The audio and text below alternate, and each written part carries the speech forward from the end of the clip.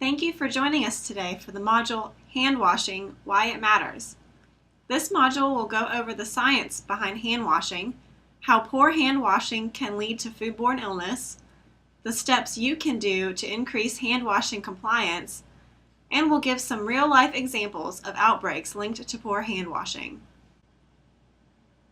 Hand washing is one of the most important risk mitigation steps you can do as a school food service employee to reduce the likelihood that a child at a North Carolina school gets sick, if practiced properly.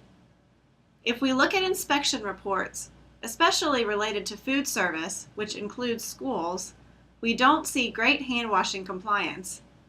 In a general food service setting, such as a full-service restaurant, the FDA suggests that hand washing compliance is around 24%. This means that over 75% of the time, when a hand washing step was necessary, it wasn't completed. This data is based on a national study carried out over the past 10 years. Fortunately, school settings are much better about hand washing than full-service restaurants. Depending on the study, compliance can be as high as 80% in school settings. However, that still means that 20% of the time, school food service employees did not wash their hands when they should have. A lot of social value is placed around hand washing. As is shown by this graphic, not only can people hear when you go to the bathroom, they can hear when you don't wash your hands. In our culture, it is important to wash your hands in this type of situation. When it is not done correctly, it will be noticed and pointed out as a social issue. This is an example of a hand washing sign from a restaurant in Raleigh, North Carolina. It is more of a comical sign when it comes to hand washing, but shows the types of things you would see in your kitchen as reminders or cues of the importance of hand washing for you and your staff. The sign reads, "In an effort to prevent illness and to control the spread of disease, the laws of the great state of North Carolina and common decency require that all employees wash both hands with soap and water after using this or any other bathroom. If an employee is not available, we really encourage you to wash your own hands, please." Again, these are the types of reminders we see around hand washing stations and around restaurants. It is an important thing for us to focus on. Every time a hand washing event is necessary, there should be a cue that the tools are there and a reminder for us to wash our hands. A North Carolina congressman, Senator Tom Tillis, used hand washing as an example of overregulation in North Carolina. He gave the example of going into a Starbucks and seeing a food handler coming out of a restroom. His opinion was that this employee was overregulated and doesn't need to wash his hands, because by law, there only needs to be a disclosure or sign that says that the employees at Starbucks are not required to wash their hands. Although this example was included here as a joke, it is not acceptable for many reasons, especially in our setting. This argument does not fit very well with you because the children and students you are serving every day, unlike Starbucks customers, do not really have a choice to eat or not eat at school. We want to make sure that everyone in the kitchen and those handling food in the schools are washing their hands at the correct time. How important is hand washing? We will discuss some statistics in a few minutes, but first we'll give some story examples that show why we need hand washing. In these incidents, poor hand washing has been implicated as a factor leading to a foodborne illness outbreak. In Australia, a 2015 hepatitis A outbreak linked to frozen mixed berries led to about 20 illnesses. The investigation pointed towards frozen raspberries as the likely vehicle. Looking at the investigation and past issues with the product, it is likely a case of poor hand washing and hygiene among the workers involved with picking the berries. The berries were imported from China, But if you look back at the statistics on hand washing in restaurants that were cited earlier, it doesn't matter where the berries came from. The practices are still the same, and the compliance rates with those practices are not always very high. In this case, we can absolutely say that hand washing was a factor in these illnesses. How do pathogens, or bugs that make people sick, get on hands? In a cafeteria setting, there are two major pathways for this to happen. You may be familiar with some of these viruses and bacteria. When it comes to hepatitis A, norovirus, Shigella, Giardia, and sometimes Salmonella, the source of the pathogen is usually from human feces or poop. The amount of bacteria or virus in just a small amount of human poop is staggering. If you look at the amount of poop that would be on a pinhead, there would be millions of billions of virus particles on that little speck. Poop-to-hand transmission is a massively important mechanism for hands becoming contaminated with viruses or bacteria. The other pathway is picking up bacteria and sometimes viruses from food. Salmonella, E. coli, Campylobacter, or other pathogens may end up on the outside of different foods. Raw meat is a food that we typically think of as maybe being contaminated with bacteria. We may see 10 to 20,000 bacterial cells per milliliter of juice per piece of meat on the outside. You can think of a milliliter of juice as a very small amount that would not quite fill the bottom of a teaspoon. There are about 15 milliliters in a teaspoon, so not very much juice is needed to contain tens of thousands of bacteria. Raw carrots and onions, on the other hand, are not foods we typically think of as being contaminated with bacteria. However, these foods are ones we need to worry about because they are grown in the soil. This is not just theoretical. A large outbreak in restaurants in England a few years ago was linked to cross-contamination where hands were a factor. Contaminated raw carrots and onions, which were then cooked, became cross-contaminated again from hands that were contaminated with pathogens and not washed. Those hands were then used to create ready-to-eat meals. Data from past outbreaks shows that 89% of outbreaks linked to contamination from food handling were caused by pathogens that were transferred from workers' hands. In these outbreaks, the problem was in the kitchen from cross-contamination or a sick food handler. This is why we need to focus on hand washing on a daily basis. You don't have to be ill to transfer contamination to your hands and then to your food. Norovirus and Salmonella are both pathogens and illnesses where food handlers can carry these microorganisms or bugs without actually being ill.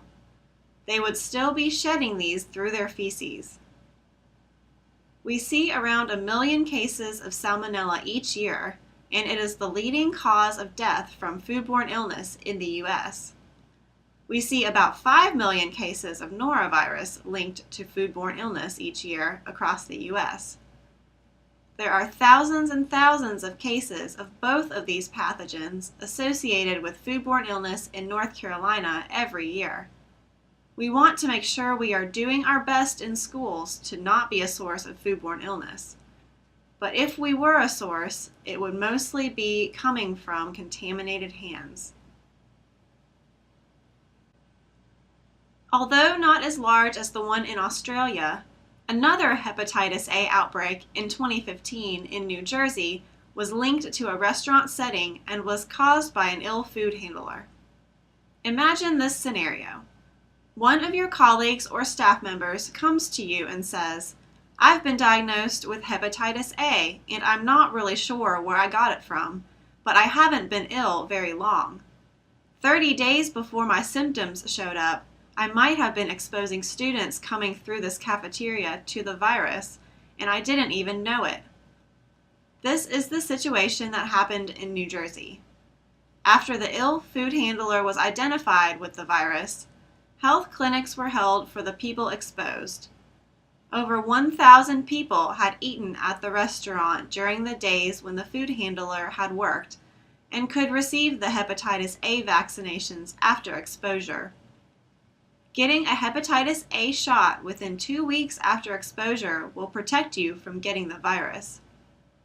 Even though those health clinics were held, 3 individuals who had eaten at the restaurant came down with hepatitis A linked to that food handler because they did not take the vaccination seriously and did not get vaccinated. Those 3 individuals could have done something, but they were only exposed to that virus because the food handler was not very good at washing hands. We know this because there is no other source of hepatitis A besides humans. The only way that those people got sick was from the food handler, who had gone to the bathroom, likely had a bowel movement, and picked up those virus particles on their hands. There are lots of different ways that a person can get poop, and therefore the virus particles, on their hands, including issues with toilet paper. Once on the person's hands, it got into the food because of poor hand washing. Now this restaurant is facing probably a few $1 million in lawsuits and may potentially go out of business. These real situations are very current and are all related to hand washing issues. It's not just salads or sandwiches that we worry about. There was a very large outbreak of norovirus in Japan in 2014 that was linked to bread. This outbreak affected schools because the bread manufacturer that was supplying the schools had contaminated bread. Over 1,000 children got sick. Hand washing issues in the bakery that made the bread were identified during the investigation.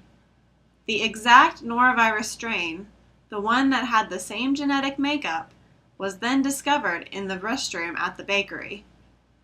The only way that virus got into the bread was through someone's hands and through poor hand washing. These are just 3 examples, but we have seen hundreds of outbreaks in the past 20 years that have been linked to hand washing.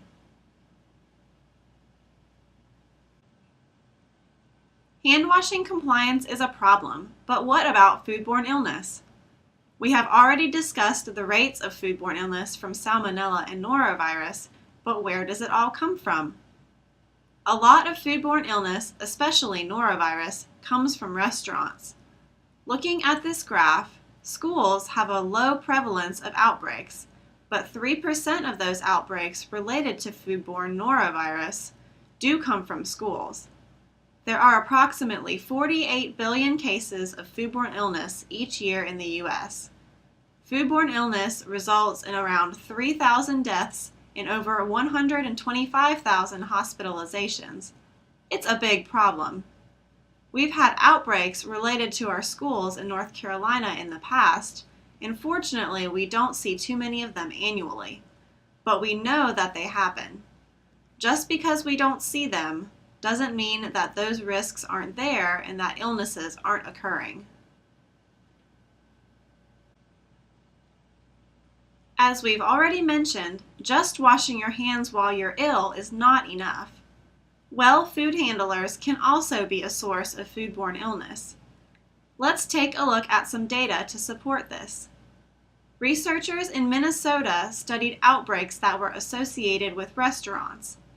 They used restaurant-associated outbreaks because it gave them more locations to use and a greater number of outbreaks to study compared to other food service settings. During their investigations, they required food handlers in those restaurants to provide stool samples to see whether they were carriers of the salmonella. 53% of the food handlers that were found to be salmonella positive had not reported any recent illnesses. This shows that even in situations where no one is sick, half of your colleagues and your staff could be carrying salmonella without showing any symptoms. This makes hand washing so much more important because it's the only way to keep pathogens out of someone's food. The food code, which the HACCP in your school's program is based on, has specific hand washing requirements. It requires that all food handlers follow specific hand washing procedures. We will go through those procedures now, not just to show that these individual steps are important, but to show the research behind each individual step. What is happening in the first step of rinsing your hands? Rinsing washes off any large particles that are on your hands. This includes anything that could soil your hands and prevent soap or any other actions in hand washing from working. Although the science shows that water temperature doesn't matter in terms of removing bacteria like Salmonella or E. coli, water temperature does make a difference by loosening any soil that is there. Warmer water especially helps loosen fat-based soils, such as grease or oils, by melting some of the fat and allowing you to rinse it off. The food code does not require any specific temperature of water to wash hands, but we do know that people in North Carolina are more likely to wash their hands in warm water. The next step in hand washing is using soap. It really doesn't matter whether the soap is regular or antibacterial. There isn't much good data or research to suggest that antibacterial matters more or less than non-antibacterial soap. Soap, by definition, has antibacterial properties. This step matters because using soap makes it easier to rinse off things like soil, fats, and oils, and makes them more soluble in water. It will also start to remove some of the bugs that are on your hands. These two components, the rinse and the soap, serve to first rinse off any soil and then to loosen any of the debris that might be stuck on your hands. The next step is scrubbing. Scrubbing takes off somewhere between 90 and 99% of any of the bacteria that are on your hands. It is the mechanical rubbing that really matters. The mechanical action of rubbing hands for 10 to 15 seconds is going to remove the pathogens. By first adding some water, then loosening them with soap, and finally scrubbing is going to knock off any bugs into the sink. It's important in this step to be very thorough around fingernails because they are the part of your hand that has been found to harbor the most bacteria. Next, we have another step of rinsing again. Now that you've vigorously rubbed your hands and removed a bunch of stuff, this second rinse step is going to knock off even more of the pathogens. By adding more water, this step basically dilutes the pathogens. Drying, the final step of hand washing, is one that is not done very well for the most part. Several years ago, Dr. Ben Chapman conducted a research project at NC State to study hand washing in institutional kitchens. Video cameras were put up in institutional kitchens to observe hand washing and cross-contamination. His team observed that the hand washing step that was done worst was drying. The drying step is one that does matter. You will remove an extra 90% of the pathogens that remain after the previous 4 steps by drying your hands properly. We suggest drying them not on clothes or aprons, but on single-use paper towels, because you want to get rid of what's on your hands. North Carolina Cooperative Extension's training curriculum for school food service, called the HACCP in Your School program, follows these steps exactly. Each hand washing step serves an important part because with each step you are removing another 90 to 99% of pathogens that might be on your hands. We know that people have a lot of bacteria on their hands. The bacteria on your hands are sometimes good bacteria. However, what you're trying to do is to remove the bacteria that have been added on through food or by using the bathroom. You are never going to get to the point where your hands have zero bacteria on them, but when you wash your hands, you can do your best to remove 99.9% of the bad bacteria that aren't living there all the time. You may be wondering whether or not nail brushes are effective for removing bacteria. The answer is yes, they absolutely do make a difference. We have mentioned already that nails are a place where bacteria like to live and where we find a lot of pathogens.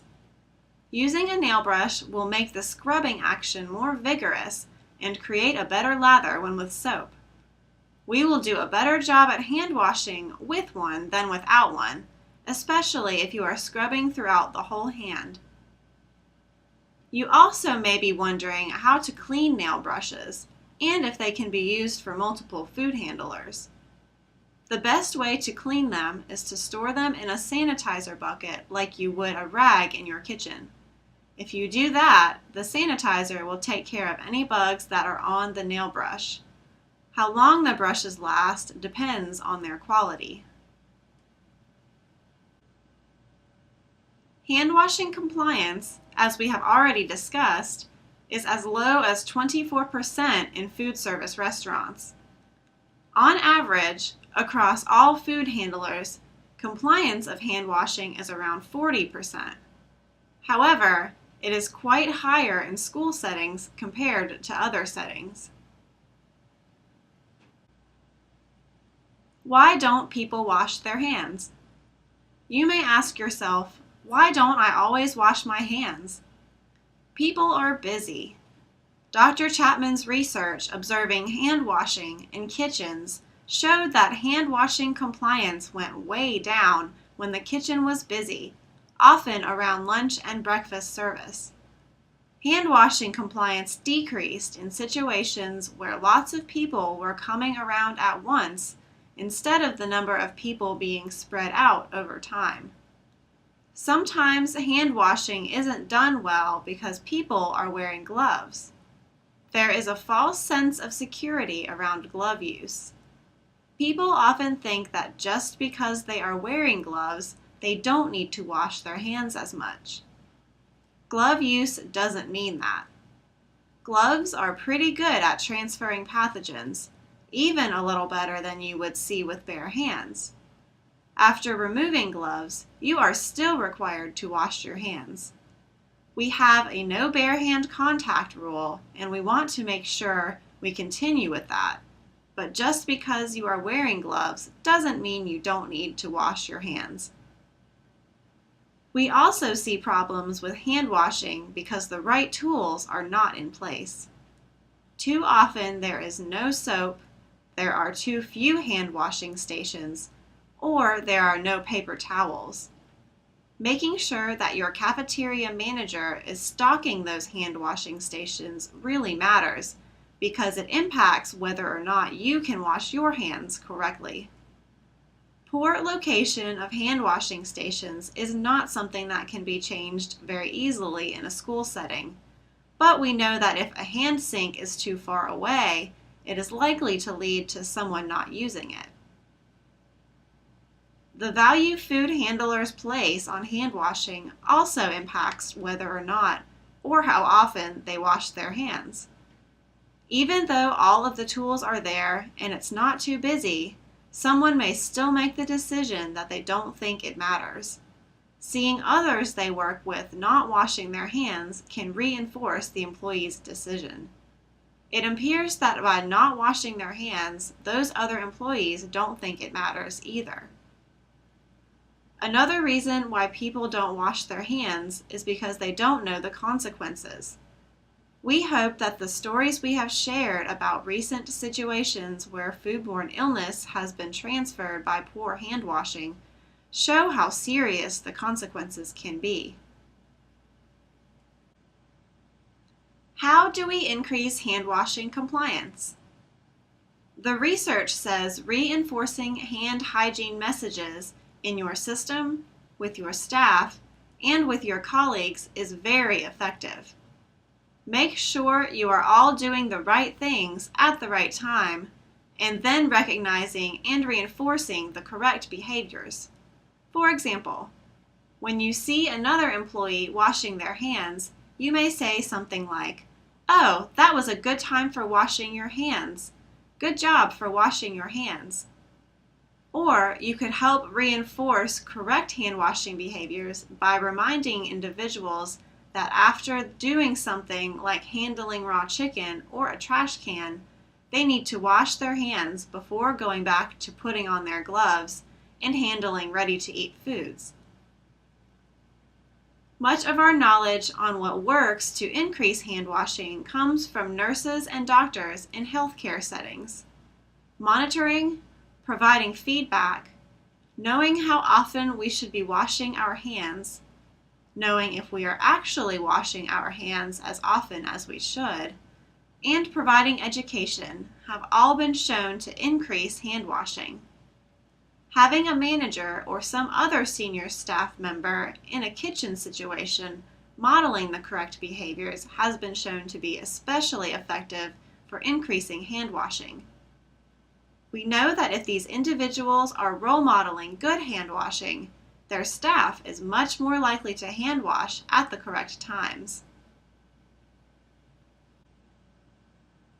Strategies to increase hand washing compliance within your kitchen include evaluating your food preparation timing, staffing shifts appropriately, and creating more time for increased preparation when it is busy. Evaluating food preparation timing helps you decide on the right times for food preparation so it can be done safely and correctly, allowing more time for employees to wash hands. Ensuring that shifts are staffed appropriately helps things run smoothly during busy times and avoids employees not washing their hands because they are too busy. You may be wondering if you can use hand sanitizers instead of soap and water. Hand sanitizers are not an acceptable replacement for hand washing. Not all hand sanitizers are the same. If you want to strengthen your hand hygiene and hand washing system within the kitchen, hand washing and then using a post-hand wash sanitizer step is fantastic. It is a great way to approach better hand hygiene. Only using hand sanitizer instead of hand washing, especially as you change gloves or do tasks where you might contaminate hands, is not acceptable. If you are using hand sanitizer, make sure it has an alcohol concentration of at least 60%. Hand sanitizer has almost no efficacy against norovirus. This means it does not work at all against norovirus. Using it if you have an outbreak of norovirus in your school, or if you are caring for an ill family member with norovirus, will not reduce your risk of getting norovirus. Alcohol-based hand sanitizers don't have any kill effect on norovirus. It will act against E. coli, salmonella, and even flu, but will not do anything against norovirus. For more information about this virus and why it is such a problem in schools, watch our module on norovirus.